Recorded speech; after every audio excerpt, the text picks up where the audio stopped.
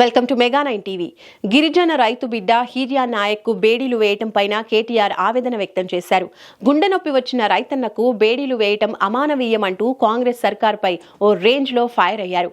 జైల్లో ఉన్న రైతు బిడ్డ హీరియా నాయక్కి నిన్న గుండెపోటు వస్తే వైద్య సహాయం అందించడంలో ప్రభుత్వం ఆలస్యం వహించిందని మండిపడ్డారు. స్ట్రెచ్చర్ మీదనో అంబులెన్స్ మీదనో తీసుకురావాల్సిన మనిషిని బేడీలు వేసి తీసుకురావటం ఏంటని ప్రశ్నించారు. ఈ వ్యవహారాన్ని కుటుంబ సభ్యులకు చెప్పకుండా చెప్పకుండా దాచిపెట్టే ప్రయత్నం చేసిందన్నారు. రేవంత్ క్రూర మనస్తత్వానికి ఇది నిదర్శనమన్నారు. రేవంత్ రెడ్డి భూదాహం అహంకారం వల్లనే రైతులు జైల్లో మగ్గుతున్నారన్నారు కేటీఆర్. సరిగ్గా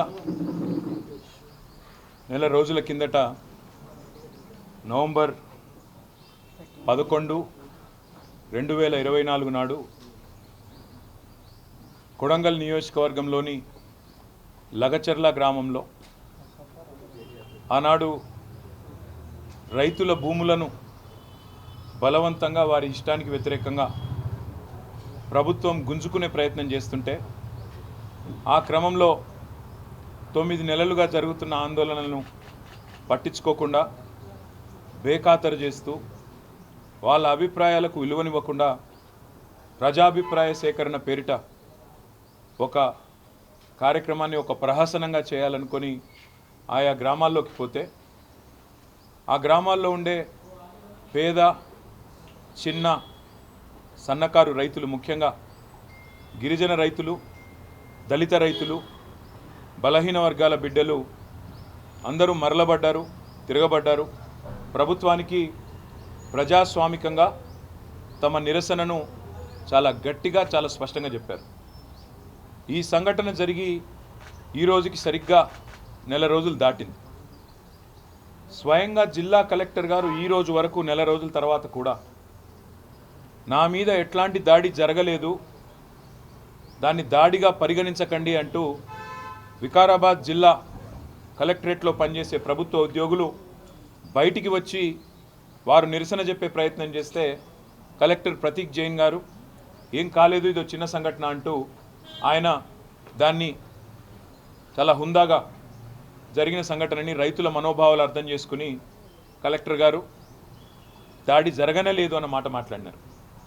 కానీ ప్రభుత్వం మాత్రం, రేవంత్ రెడ్డి గారు మాత్రం ఇదేదో ఆయన పర్సనల్ ప్రెస్టేజ్కి సంబంధించిన అంశం అన్నట్టు, ఆయన కిరీటం ఏదో కింద పడిపోయినట్టు, ఆయన ఏదో రారాజు, నేను చక్రవర్తిని, శాశ్వతంగా తెలంగాణకు నేనే ఈ సామ్రాజ్యానికి అధిపతిని అన్నట్టుగా చాలా ప్రెస్టేజ్గా ఫీల్ అయిపోయి అదే రోజు దాదాపు 16-17 మంది రైతుల్ని తెల్లారి మా నాయకుడు కొడంగల్ మాజీ శాసనసభ్యుడు, మాజీ శాసన మండలి సభ్యుడు, సౌమ్యుడు సోదరుడు పట్నం నరేందర్ రెడ్డి గారిని ఉదయం పూట వాకింగ్కి పోతుంటే కేబీఆర్ పార్క్ దగ్గర మఫ్టీలో వచ్చిన పోలీసులు అరెస్ట్ చేయడం జరిగింది.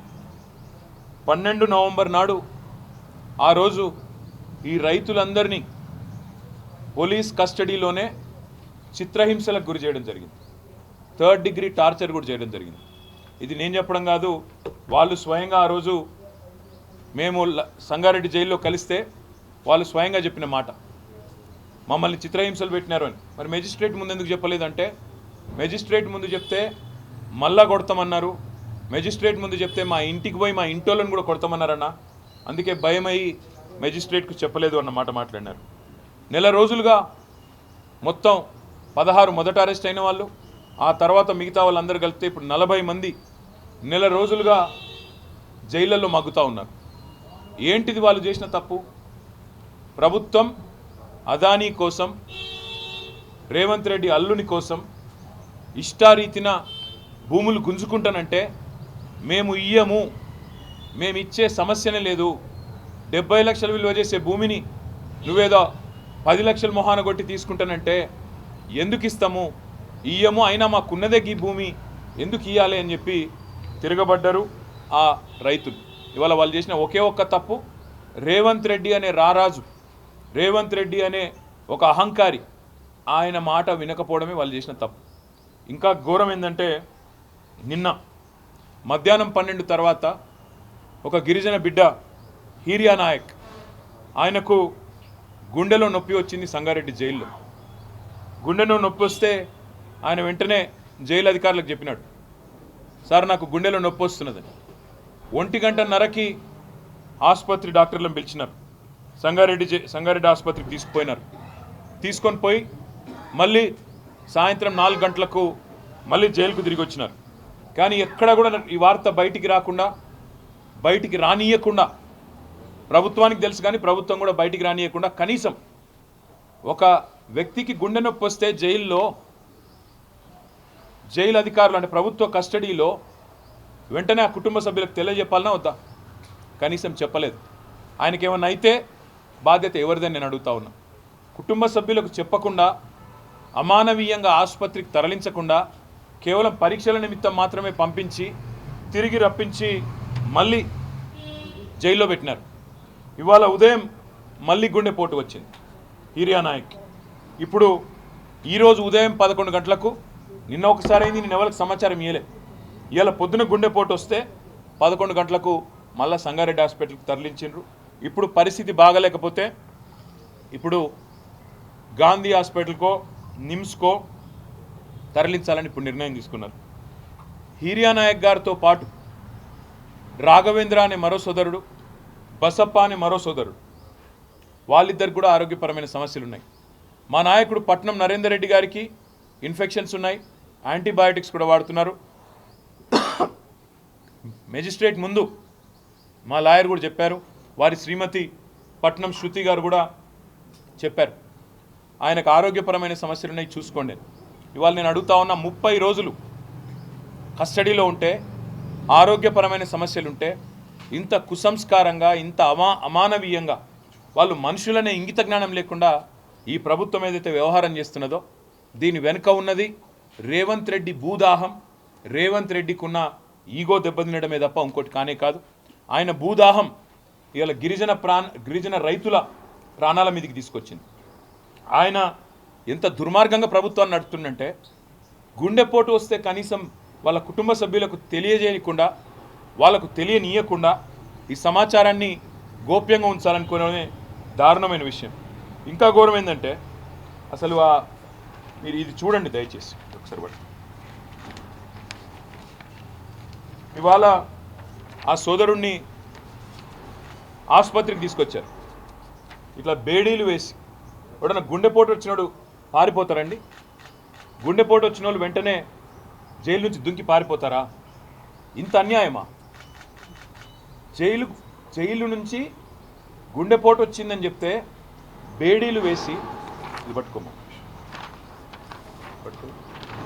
ఇంత అన్యాయంగా, ఇంత అమానవీయంగా, ఇంత సంస్కారహీనంగా, ఇంత చండాలమైన ప్రవర్తన ఈ ప్రభుత్వానికి ఉంది.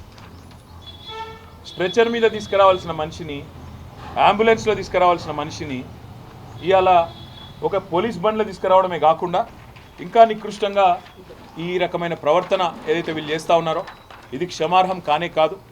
నేను గౌరవ హైకోర్టు ప్రధాన న్యాయమూర్తిని కోరుతా ఉన్నా, రాష్ట్ర గవర్నర్ గారిని కోరుతా ఉన్నా, కాంగ్రెస్ పార్టీ అధినాయకుడు, పార్లమెంట్లో ప్రతిపక్ష నాయకుడు రాహుల్ గాంధీని కోరుతా ఉన్నా, డిమాండ్ చేస్తూ ఉన్నా. రాహుల్ గాంధీ గారు, మీకు కనీసంగా మానవత్వం అనేది ఉంటే, మీకు కనీసం గుండె ఉంటే, హృదయం అనేది ఉంటే, వెంటనే ప్రభుత్వానికి ఆదేశం ఇవ్వండి, మీ ముఖ్యమంత్రిని మందలించండి. ఆయనేమో జైపూర్లో విందులు వినోదాల్లో అక్కడ హ్యాపీగా ఉన్నాడు, విందులు వినోదాలు చేసుకుంటూ జల్సాలు చేస్తున్నాడు మీ ముఖ్యమంత్రి.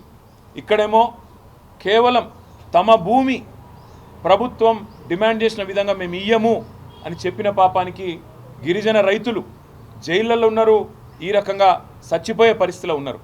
ఇది మంచిదా? రాహుల్ గాంధీ చెప్పాలని కోరుతా ఉన్నా. నీకు నిజంగానే హృదయం ఉంటే వెంటనే నీ ముఖ్యమంత్రికి ఫోన్ చేయి, చెప్పు, ముందు కేసులు వాపస్ తీసుకో, వాళ్ళని వెంటనే జైల్లోకి వెళ్ళి విడిచిపెట్టు, వాళ్ళ ఇంటికి పోని, వాళ్ళ కుటుంబ సభ్యులను, వాళ్ళ ఆరోగ్య పరిస్థితి ఎట్లాగో మీ ప్రభుత్వం పట్టించుకోదు, అవసరమైతే మేము చూసుకుంటాం, ప్రైవేట్ ఆసుపత్రుల్లో పెట్టి వాళ్ళకి మంచి వైద్యం చేయించి వాళ్ళ ప్రాణాలు కాపాడుకునే ప్రయత్నం చేస్తాం. ఇది మంచిది కాదు. ఇంత అహంకారం, ఇంత తెంపరితనం, మేమేందో రాజులము రారాజులము, మా మాట నేను నడవాలే, ఇది మా కొడంగల్ సామ్రాజ్యంలో తిరుపతి రెడ్డి రేవంత్ రెడ్డి సామ్రాజ్యంలో ఇంకోవాళ్ళు రావద్దు అన్నట్టుగా ఈ రకంగా వ్యవహరించడం మంచిది కాదు. లగచర్లలో మీరు నిజంగానే తప్పు చేయకపోతే ఫార్మా విలేజ్ అని చెప్పి ఎందుకు వాపస్ పోయినారు? మళ్ళీ అలా ఇండస్ట్రియల్ కారిడార్ అని ఎందుకు వస్తున్నారు కొత్తగా? అదేవిధంగా నేను ఇంకొకటి మా మీడియా మిత్రులను కూడా అడుగుతా ఉన్నా. రాజ్యాంగంలోని ఆర్టికల్ 14, 19, 21 ఈ 3 ఆర్టికల్స్ ప్రకారం, రాజ్యాంగం ప్రకారం, భారత రాజ్యాంగం ప్రకారం ఒక అస్వస్థతగా ఇబ్బందుల్లో ఉన్న వ్యక్తికి బేడీలు వేయడం అంటే వారి హక్కులను హరించడమే. బిఎన్ఎస్ఎస్ అనే కొత్త చట్టం వచ్చింది. ఆ కొత్త చట్టం ప్రకారం కేవలం తీవ్రవాదులకు మాత్రమే, క్రూరమైన నేరస్తులకు మాత్రమే బేడీలు వేయాలన్న నిబంధనలు ఉన్నాయి తప్ప ఇవాళ రైతు బిడ్డలకు, రైతులకు, గిరిజన రైతులకు బేడీలు వేసిన ఒక అహంకార దుర్మార్గ ముఖ్యమంత్రి రేవంత్ రెడ్డి వైఖరిని ఇవాళ మనందరం కూడా ముక్త కంఠంతో ఖండించాల్సిన అవసరం ఉంది. పోలీస్ మాన్యువల్స్ ప్రకారం, జైలు మాన్యువల్ ప్రకారం కూడా అండర్ ట్రయల్ ఖైదీలను ట్రీట్ చేయాల్సిన విషయంలో ఉన్న అన్ని చట్టాలను కూడా తుంగలో దొక్కుతూ ఉన్నారు. దీన్ని కూడా రాష్ట్ర ప్రధాన న్యాయమూర్తి గారు దయచేసి పరిగణలోకి తీసుకోవాలని వారికి నా విజ్ఞప్తి. అదేవిధంగా ఇవాళ వాళ్ళు చేసిన నేరం ఎల్లా ఒక్కటే. గిరిజనులు కావడమే వాళ్ళు చేసిన నేరం, చిన్న రైతులు కావడమే వాళ్ళు చేసిన నేరం. ఆయనకు ఏ పదవి లేని తిరుపతి రెడ్డి గారేమో కొడంగల్లో 200 మంది ప్రైవేట్ సైన్యంలాగా పోలీసులను పెట్టుకొని ఊరేగుతూ ఉన్నాడు. రేవంత్ రెడ్డి మాట వినందుకు గిరిజనులను ఇవాళ వేధిస్తూ ఉన్నారు. అండర్ ట్రయల్ ఖైదీలుగా ఇవాళ అసలు ఇన్ని రోజులు దారుణం, అసలు ఉండడమే దారుణం. వికారాబాద్ కొడంగల్ కోర్టు నుంచి హైదరాబాద్లోని నాంపల్లి కోర్టుకి పేపర్లు ట్రాన్స్ఫర్ చేయకుండా 20 రోజుల పాటు జాప్యం జరగడం వల్ల, ప్రొసీజరల్ డిలే వల్ల ఇవాళ మా నాయకుడు నరేందర్ రెడ్డితో పాటు ఇంతమంది 20 రోజుల పాటు ఉత్తపుణ్యానికి జైళ్ళలో మగ్గుతూ ఉన్నారు. అందుకే ముఖ్యమంత్రి ఆదేశాలు, ముఖ్యమంత్రి యొక్క ఉద్దేశపూర్వకమైన ఎజెండానే దీని వెనకాల మాకు కనబడతా ఉంది. కేవలం నా మాట వినలేదు అని చెప్పి వాళ్ళని హింసించండి అన్నట్టుగా గుండెపోటు వచ్చినా కుటుంబ సభ్యులకు తెలియజెప్పకుండా మరి దుర్మార్గంగా ఇంకొక 2 పేర్లు, కావలి రవీందర్, గుండెమేని బసప్ప, వాళ్ళిద్దరు కూడా ఆరోగ్యం బాగాలేదు. వాళ్ళని కూడా వెంటనే విడుదల చేయాలి. అదే వారితో పాటు మిగతా వాళ్ళందరినీ కూడా వెంటనే విడుదల చేయాలని చెప్పి కూడా మేము డిమాండ్ చేస్తూ ఉన్నాం. అదే మాదిరిగా మిగతా రైతుల మీద కూడా నెల రోజులు జరిగిన తర్వాత కూడా ఇంత దుర్మార్గంగా, ఇంత అరాచకంగా ప్రభుత్వం ఏదైతే వ్యవహారం చేస్తూ ఉన్నదో ఈ విషయంలో ఇకనైనా రేవంత్ రెడ్డి భేషజానికి పోకుండా, అనవసరపు అహానికి పోకుండా ముందుకొచ్చి స్పందించి ఆ కేసులు విత్డ్రా చేసుకొని వారిని తక్షణమే విడుదల చేసి వారి కుటుంబ సభ్యులకు అప్పచెప్తే వారి ఆరోగ్యాన్ని, వారి ప్రాణాలను కాపాడిన వాడవుతాడు. లేకపోతే మాత్రం చరిత్రహీనుడిగా మిగిలిపోతాడని చెప్పి తెలియజేస్తూ మీడియా మిత్రులకు కూడా చివరిగా ఒకటే విజ్ఞప్తి. దయచేసి హీరియా నాయక్ విషయాన్ని, బసప్ప విషయాన్ని, అదేవిధంగా రాఘవేంద్ర విషయాన్ని, మా నాయకుడు పట్నం నరేందర్ రెడ్డి గారి విషయం, ఆరోగ్యం విషయంలో దయచేసి మీరు కూడా ప్రజలకు చెప్పండి. తద్వారా ప్రభుత్వం మీద, అదేవిధంగా న్యాయ వ్యవస్థ మీద కూడా మరి వారికి సరైన సమాచారం పోవడానికి కూడా అవకాశం ఉంటుందని చెప్పి కూడా విజ్ఞప్తి చేస్తూ మీ అందరికీ కూడా ధన్యవాదాలు. Thank you.